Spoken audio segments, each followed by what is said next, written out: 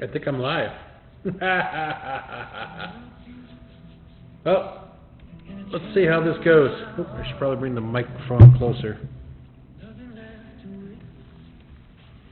All right.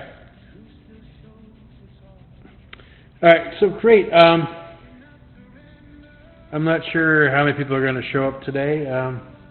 Like I said, this is a new thing that I'm trying. Mainly, I've heard from a few people that mentioned that they have missed the photo dono with his photo dono photos. So I have not been doing too much lately in that regard as far as photographs. So I'm going to try this and see if anybody likes me doing this as that goes. So yeah. So we'll try this out and see how that works. Hopefully everybody can hear me. If you can't hear me, if you guys can't hear me, just leave a note in the comments and I'll see if I can't go from there. So we'll call that. Hopefully that works out pretty well.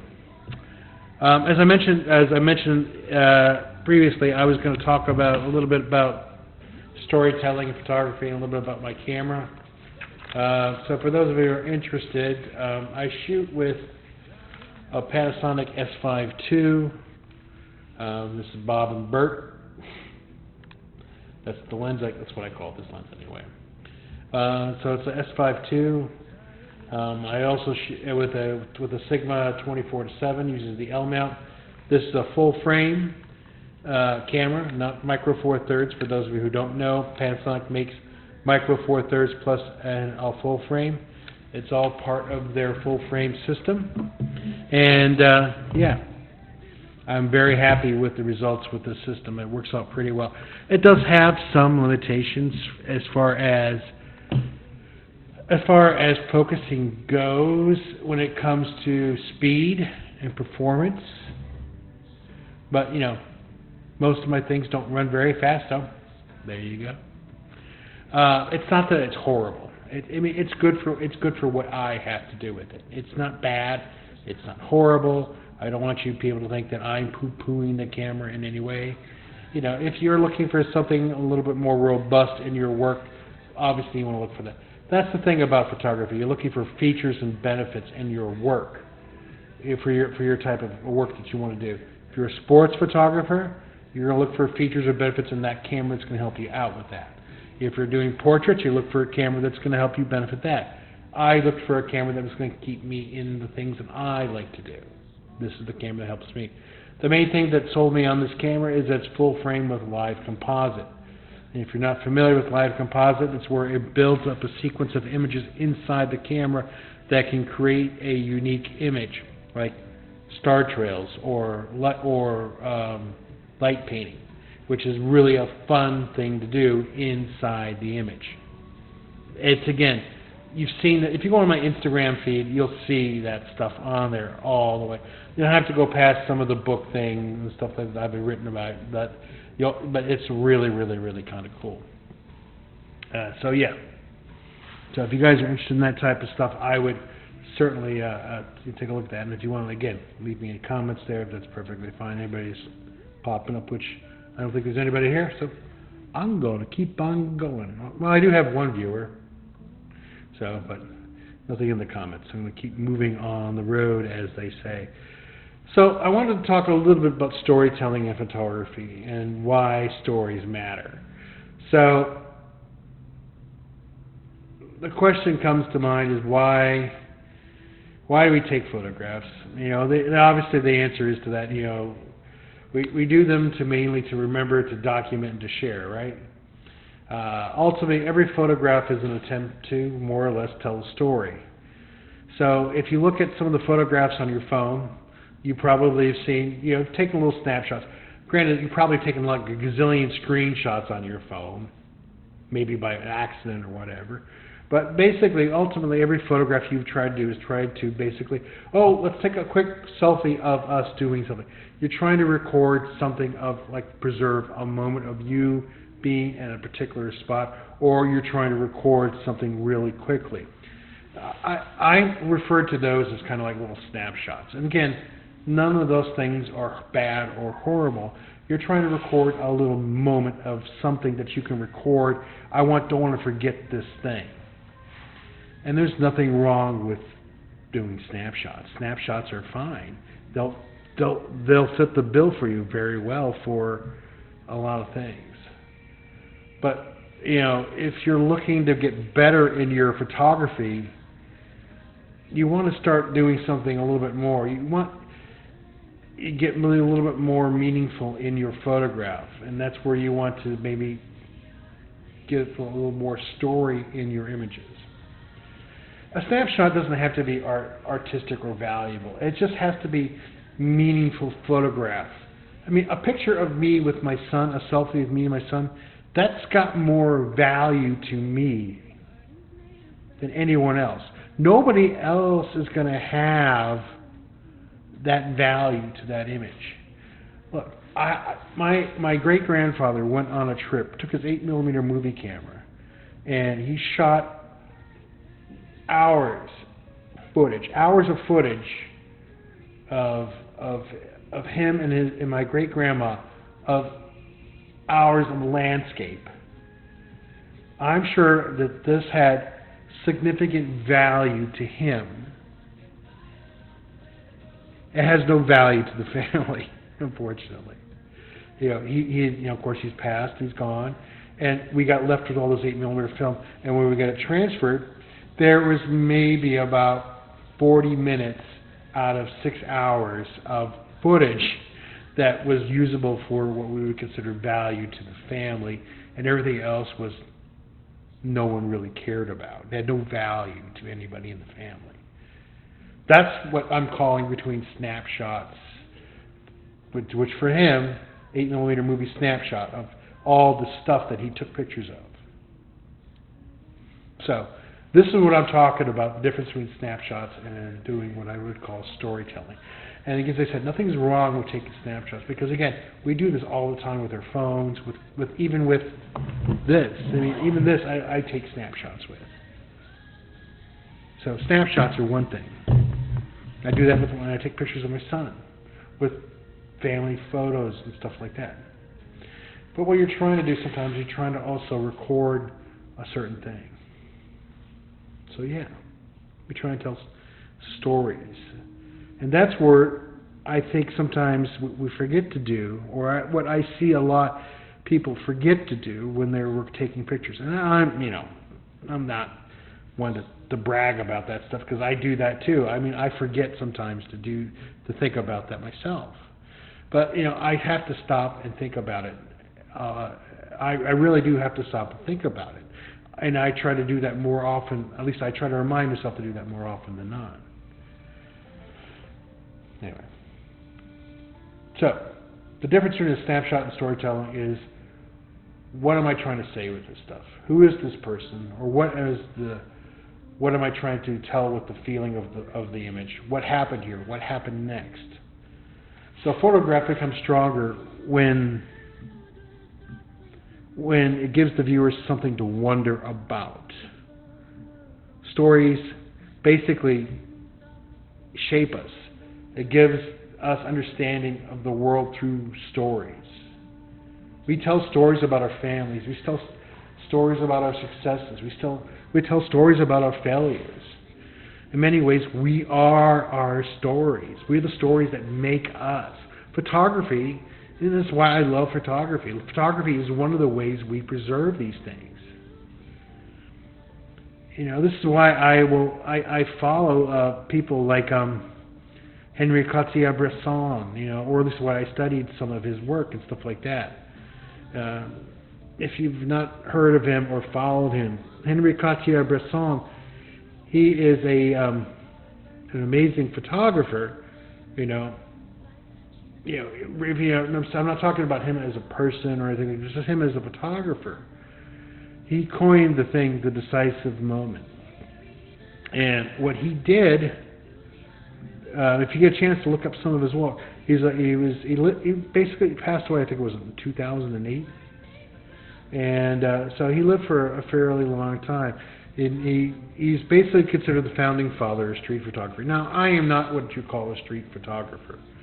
He was somebody who went out there and he would wait for the moment to come to him, or he would fish for the moment.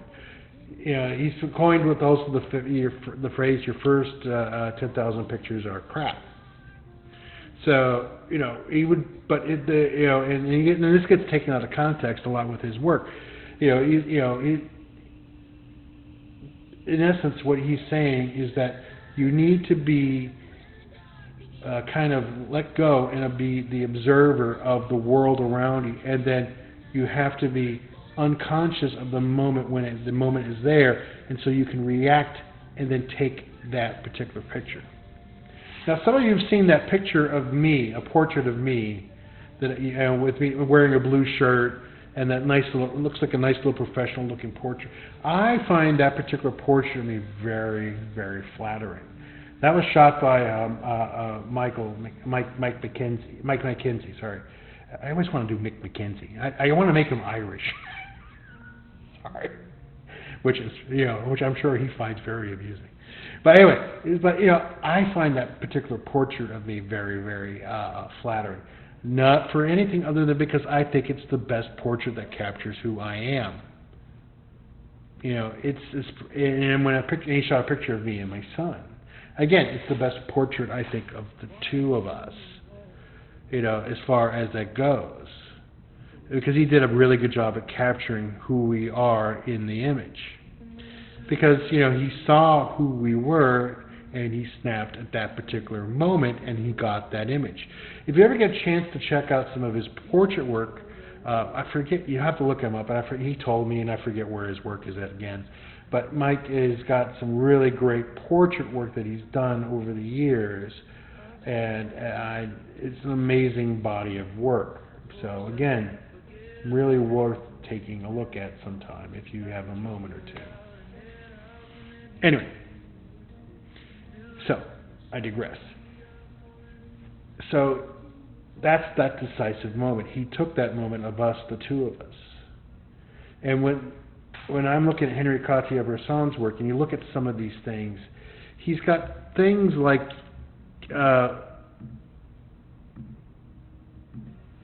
where is that one photo? It's called in Harris, France. It's a picture of a bicyclist going over by a series by stairs. Basically, he camped out by a series of stairs in France, and he waited for something to happen there. He called that fishing, and basically he was throughout his camera more or less, and waiting for something to happen in front of that particular moment, and he captured that particular moment. This is hanging in a museum, the Modern Museum of Art. It's an amazing piece of work. Now, you might think, well, this is crap, because again, it's blurry, it's everything else, stuff like that. But you got to remember, he's working in a very limited format with film and everything else. He can't just shoot thousands of pictures and hope he gets the diamond out of the rough. He's basically trying to capture that one moment, that unconscious moment of waiting for something here to happen. Now you might say, well, that's being at the right place at the right moment. But he's going out to find that moment, to create that one story of that one event.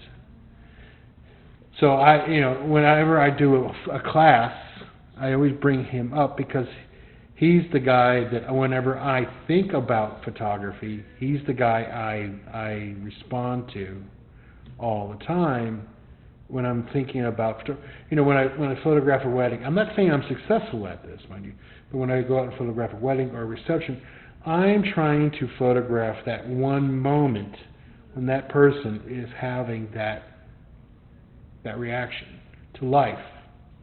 And that's what I'm trying to capture. It doesn't mean I'm successful at it. It just means that's what I'm always trying to strive for. And that's the story that I'm looking for in that particular thing. Stuff like that. That's the things that I look for in photography. When I'm doing landscapes, it's the same thing. Another example out there is Dorothea Lange. Now, Dorothea Lange, she did this really cool photo. This is back in the during the Dust Bowl, back and she photographed the migrant mother. And if you If you came up with that one image of the woman with the two children, the black and white photo, Dorothy Lang, she wasn't waiting for luck. She happened to be driving by and saw this one woman basically on the side of the road, turned her car around, and with her crew saw them, and basically saw her and then posed her with her two children to get the photograph.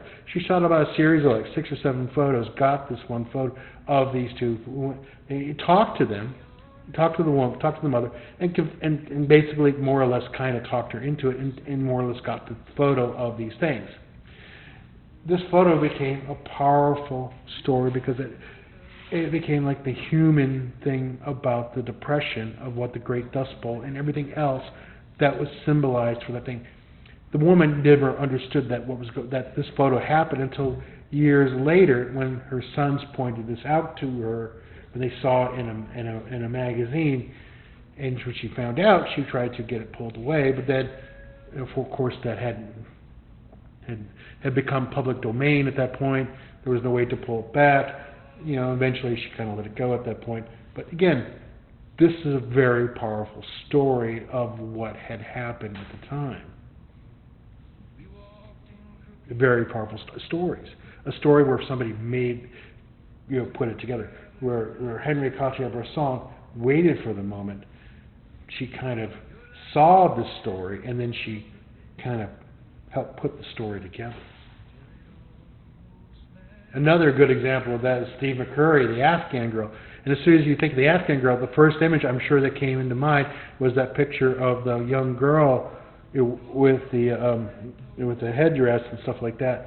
I mean, it's a very strong, compelling composition. Almost everybody has this image burned into her head. If you haven't, you just Google Afghan girl and you'll see that image, and it'll be burned into your brain. He had to more or less talk to her to convince her to bring down, because again, in that tradition, they don't uncover her face, and she took it down, and her eyes was such a compelling look. And her whole story, we're not going to go into, but her whole story for history is rather compelling on its own. And this is what I try to do in my work, as I try to put stories into my work, whether it's a landscape, or it's a picture of my family, or the son, or a son. I always try to do that. These are the things that I like to do about stuff in my photography. So if you're looking to put stuff into your work, and make your work better, whether, gear is just one part of that thing. Gear only gets you so far. Every gear takes good pictures. Sensors in the gear only get you so far. There are plenty of photographers here in the Bradenton, Sarasota area that are really good photographers. There are much better storytellers out there. And they really know how to put a good stuff. Look, if you want somebody out there to take really good photos and tell a good story about your particular event, a lot of things, when you look for a wedding photographer, what you're looking for is not somebody who has the best gear. What you're looking for is somebody who's going to tell the story of the promise that you're making to somebody. That's what you want. Somebody who's going to tell that story of the promise that you're making. That's what you want. Look, anybody can take the photo of the event. It's really not that terribly hard. It really isn't. You want somebody there who knows the craft of photography. That's helpful. I know the craft of photography. I'm very confident in the craft of photography. But somebody who can tell that story of the promise that you're making, that's a little bit different. Somebody who can craft that story for you.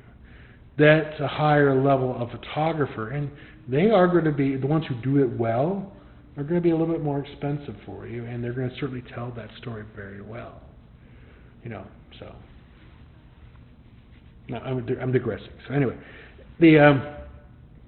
so when you're telling the stories of these, going back to getting to where I was talking about. So if you start looking at some of my work, when I'm looking at some of my things, if you go like on the Instagram, stuff like that, you'll see like some of the portraits I've shot and stuff like that. Most of the stuff that's like in the studio. And you'll see what I've done is I try to create little characters of some of the portraits I've done. So whether it's a headshot, like I some sort of headshots of some people, I'm trying to create a character of that particular person, a story within that one frame of who they are. I try to think of them as like a little like the Magic trading card games or something like that. I'm trying to visualize a little character of who they are. They got their powers, they got their things, they got this, who that person is. I'm trying to create that little thing, and that way I've got a little story I can go with. It doesn't mean that when I'm doing fun things in the studio, do little creative things, that it's not going to get a little out there, a little crazy. But in essence, what I'm doing is I'm trying to eventually tell a little story about what I'm working on in that particular moment. Sometimes it's going to be a little bit weird, but the idea is when I'm doing headshots, though, that's different. I'm trying to more or less tell the character or who that person is in that one photo or a couple of photos. Hopefully they like it. Hopefully they like that character. When I look at people and I'm doing headshots of them, I'm seeing them sometimes for the first time. And when I'm looking at them, I'm trying to get a feel of who they are.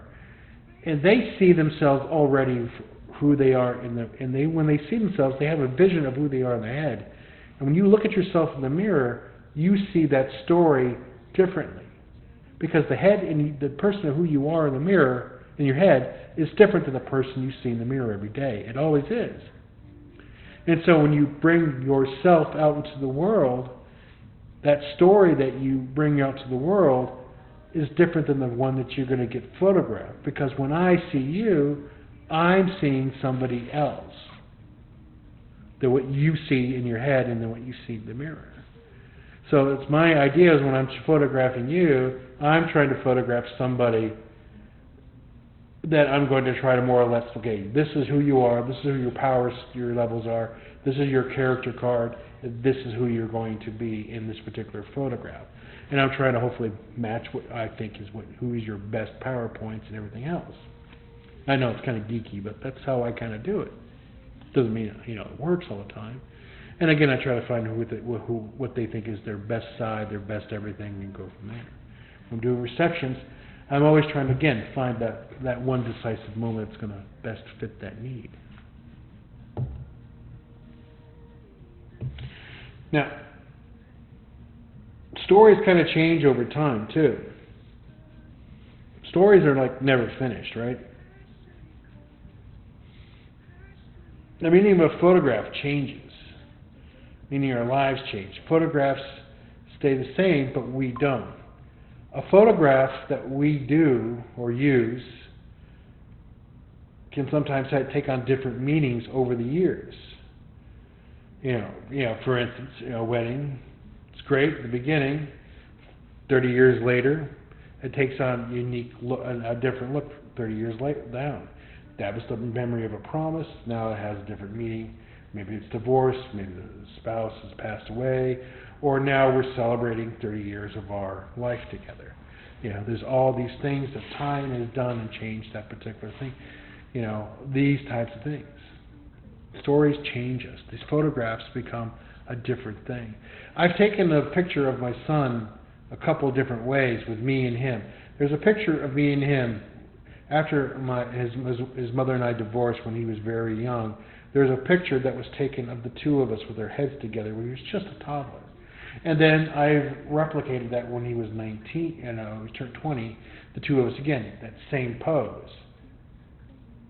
So it's me taking that same photograph and putting us both together again. And to me, that is a very powerful moment because it's all that life put back together again, and it's compressed all that whole entire history together again. So again, that photograph echoed throughout that whole entire 2 decades at least. So again, stories, photographs change us over the years. For me, again, stories and our photographs matter to us all the time.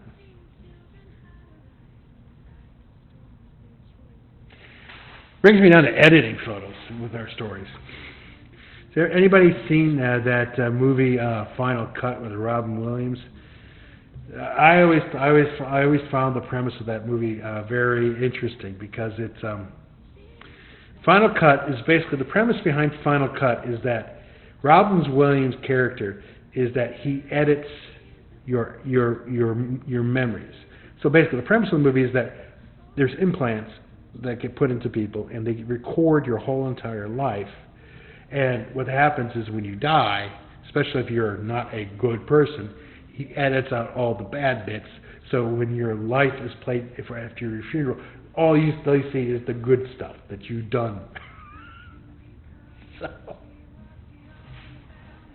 So when it comes to your edits and stuff like that, so when you're editing your photos, you're editing your stories, you're basically editing out some of the things that you may not want people to remember. So for instance, here's an example that I do this, mind you.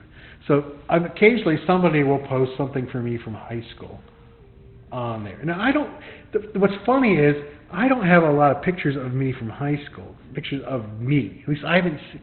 When I do see them get popped up, I will take them down from high school and I'll fix them.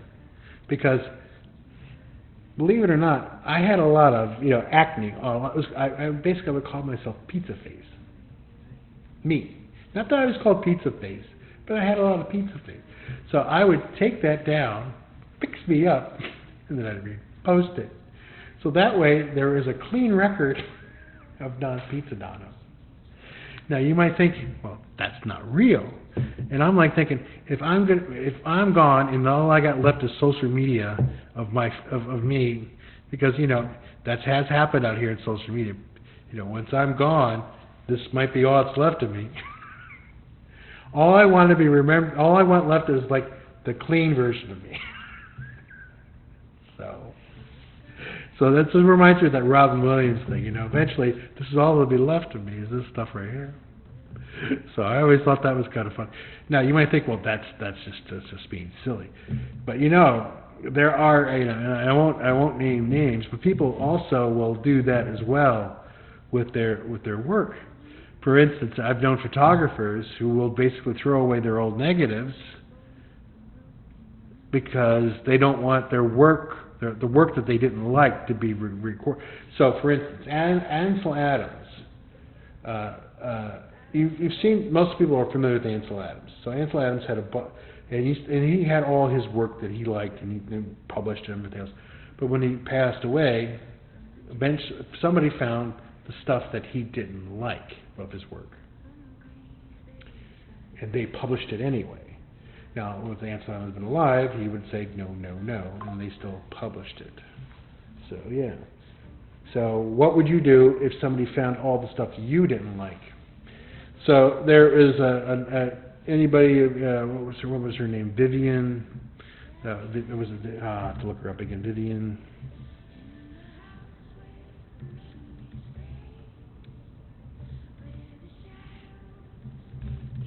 I forget her name. Vivian. The photographer, I think her name was Vivian Mayer. Yeah, that was her name, Vivian Mayer. She was a street photographer. She never published her own stuff, right? All right. So she was a street photographer, and basically her work was discovered and recognized after her death. Okay. All right. She died. She was 83 years old, dead, buried, 2009. Right. Now,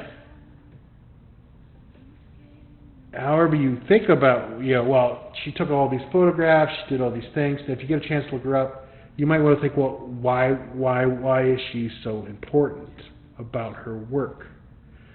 Well, somebody found her stuff and decided that her work was important and published it all. Did she really want her stuff published? So, yeah. She took all these pictures. I don't know. Did she want these stories published? It's one of these things that you might want. You start asking yourself about these things. So I start asking myself things about stories and what stories I want to leave behind with my work. versus when I take pictures and when I do stuff. It's fascinating, isn't it? At least for me. I find this stuff extremely fascinating. And so for me, when I'm taking pictures of things, and I do all these things with my photography, and I do photos of landscapes, and I do photos of people, and I post these pictures, which will probably be on the internet forever, whether not internet forever, whether people will look at them or review them or do whatever with them. To me, it's like, what's going to happen with them, stuff like that. So anyway, well, that brings me to the sponsor of this sponsor portion of this program. If you haven't seen this already, I happen to have written a book. It's called The Last Queen of the Universe. There's 3 books out right now. There is book 1, book 2, and a little novella, The Last Tales of Emerson K. They're out on Amazon. Speaking of stories, that's one of the weird things. I never thought I'd be an author. So I've written a book, a series of books, and I'm apparently in the middle of, and this is why I haven't done too much of the landscape stuff, is I've been in the middle of writing these books. I'm in the middle of the 3rd book right now. And I just did a thing on my Underverse Chronicles page, so if you want, you can check that out. It's over there. It's over one of those other pages that I do, the Underverse Chronicles. You can check that out over there. So if you're interested in seeing how that's going, you can always check around over there. All right, so I haven't seen any comments. I've seen people bip and bop on here, according to this little thing here in Facebook Live. I'm not sure how this all worked out. So if you guys enjoyed this little bit of me talking about this stuff, things like that, that's awesome. I know I mentioned a lot of things about the photography, and of course, I mentioned like Vivian Mayer, Henri Cartier-Bresson, Dorothea Lange. These people. You can easily look these people up, and they're easily findable on Google stuff like that. Like, well, why can't I show up? I don't really know how this Facebook Live works as far as that goes. I might do a blog about it if you want, and put that up there. And then that way you guys can have something to look at if you really want to. But it's well worth looking at some of these people. I mean, I'm a photo nerd. I like looking this stuff up. I think it's interesting. I think about this stuff all the time. It's something that impacts me with my work, with my photographs. You may not see it as far as that, or I might be failing at it miserably. But it impacts my work all the time. It's something that I constantly, go back to and I look at. I mean, and not just them. I mean, my peers that I look up to. I'm not going to embarrass them because God knows they don't need me. Oh, he follows me. But there's people I hear in Facebook land that I well, Peter Baumgart. I'm going to embarrass him because he already knows. But these are people that that make me that I see their work, and I think their work is phenomenal, and I think what they do is something that makes me want to emulate them, and also strive to be better photographer because of them. So yeah, it's a fun craft, and trying to make sure I can tell good visuals with my stories in my work is really what I strive to do. And putting the craft into that is what makes that story more important. I hope this helps anybody out who watches this. I'm going to put this on my my YouTube channel as well too. So if you're interested in that, you'll see that too on that as well. I'll put once this is all done and it posts, I'll put that on there as there and there as well. I'll put a link in there too for that. All right, thank you all very much for for sticking around. I appreciate that. And, yeah, thanks. Hope you guys are having a great day. And hopefully I'll see you in the Underverse. Art, art, art. Shameless plug. Button. Oh, there it is.